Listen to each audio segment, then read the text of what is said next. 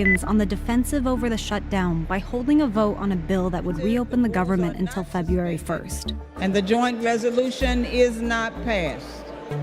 Republicans wouldn't bite, and the bill failed.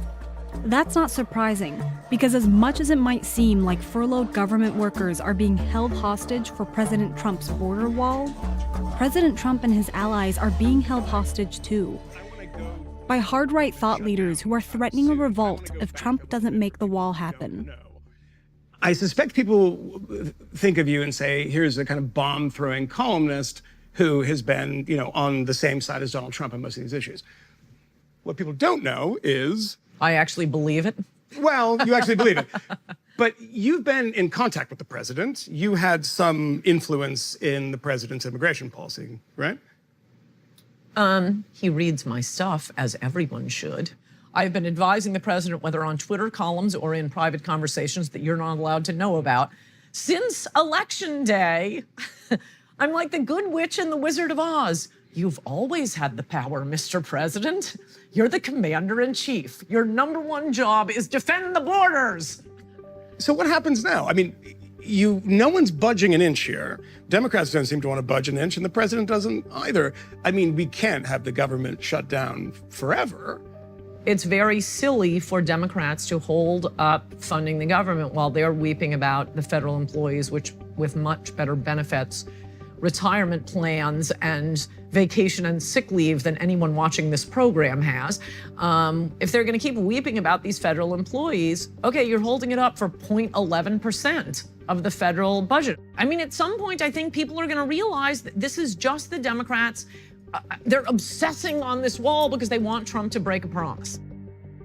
Is there a point where it starts to concern you? No. That the government is shut down for 2 months?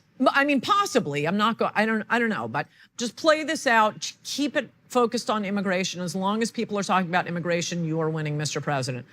But whatever happens, just build the wall. Okay, how does it end? Why is he not doing this the way you want him to do it? How should he do it? How should he get that wall? Yeah, okay, he screwed up for 2 years and didn't. But finally, with 3 seconds on the clock, he's finally throwing the ball. So look, I'm not going to complain about that. As long as he makes the fight about immigration, he will win.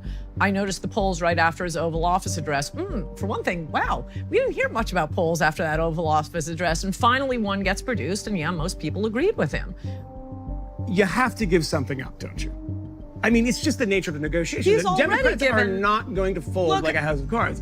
What do you give up? Trump has already given up. I mean, I'm sorry that it turns out he's the worst negotiator God ever created, but that's where we are. He needs $20 billion for a wall. He's already only asked for $5.7 billion. Just spend it and we get the government up and running again.